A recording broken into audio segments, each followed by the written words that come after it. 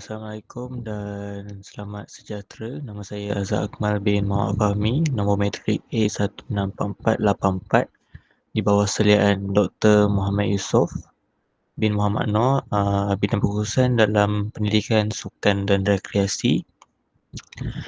Tajuk tesis saya ialah gaya pembelajaran dominan dalam kalangan atlet UKM.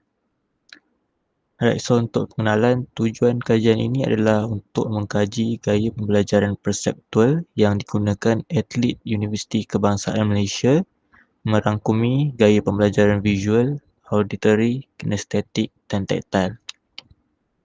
Alright, untuk objektif kajian ini adalah untuk mengenal pasti gaya pembelajaran yang digunakan oleh atlet Universiti Kebangsaan Malaysia dan mengkaji gaya pembelajaran yang dominan mengikut jantina atlet Universiti Kebangsaan Malaysia.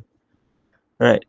Seterusnya persoalan kajian adalah apakah gaya pembelajaran yang digunakan oleh atlet Universiti Kebangsaan Malaysia serta apakah gaya pembelajaran yang dominan mengikut jantina atlet Universiti Kebangsaan Malaysia.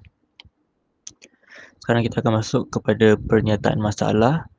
Yang pertama, mengikut kajian Yahya di mana menurut beliau bahawa terdapat hubungan yang signifikan di antara perbezaan gaya pembelajaran dengan latar belakang keluarga dan juga terdapat hubungan yang signifikan di antara faktor rangsangan rakan sebaya, keluarga dan pengajaran guru dengan gaya pembelajaran pelajar.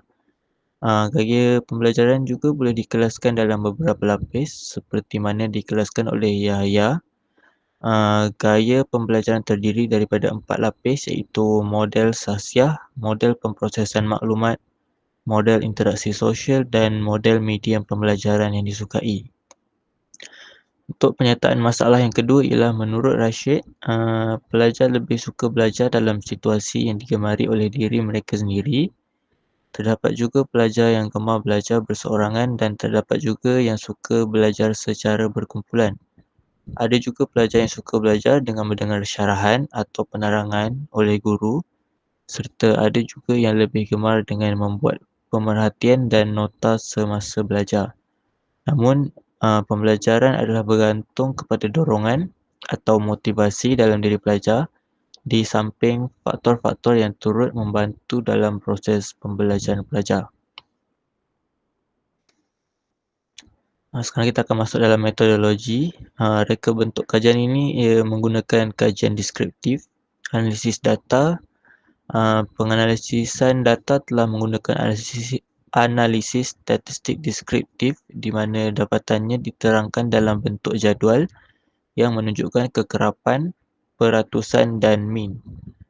Untuk populasi dan persampalan pula, populasi bagi kajian ini terdiri daripada atlet Universiti Kebangsaan Malaysia.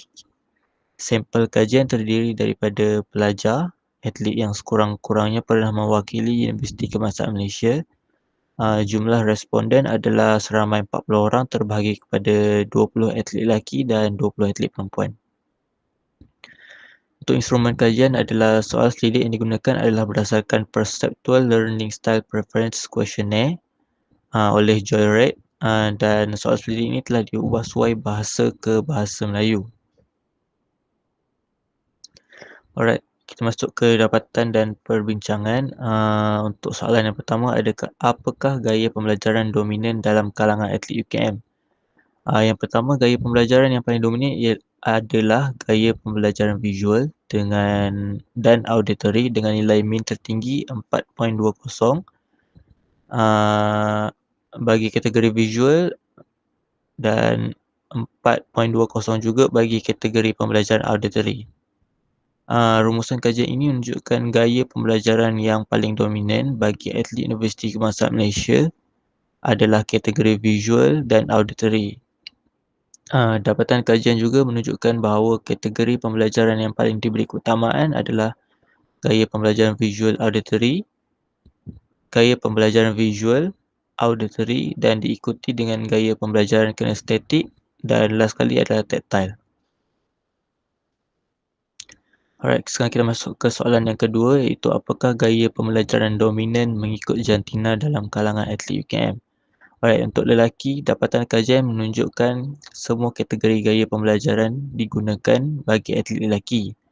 Namun, kategori gaya pembelajaran yang paling dominan adalah gaya pembelajaran kinestetik dengan nilai min 4.52, diikuti dengan gaya pembelajaran taktil dengan nilai min 4.34, gaya pembelajaran visual dengan nilai min 4.06 dan terendah iaitu gaya pembelajaran auditory dengan nilai min 4.05.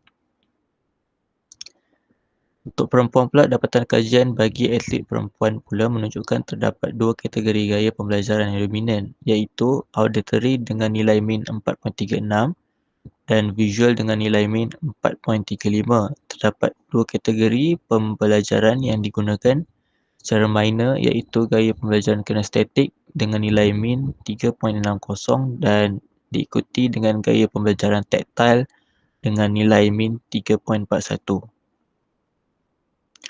Baiklah, untuk cadangan lanjutan pula ialah kajian lanjutan perlu dijalankan ke atas sampel yang lebih besar dan ditetapkan latar belakang sampel bagi mendapat kesahan yang lebih tinggi. Yang kedua, kajian lanjutan dijalankan pada kumpulan sampel yang sama dalam masa yang panjang untuk melihat sama ada gaya pembelajaran seseorang itu akan berubah mengikut masa atau tidak. Dan last sekali, kajian lanjutan boleh dijalankan untuk menentukan sama ada guru menguasai pengetahuan gaya pembelajaran pelajar untuk menyesuaikan dengan gaya pengajaran yang digunakan dalam proses pengajaran dan pembelajaran. Kajian lanjutan juga boleh dijalankan terhadap pelajar-pelajar sekolah menengah di peringkat menengah dan menengah tinggi. Baiklah, itu saja. Sekian, terima kasih.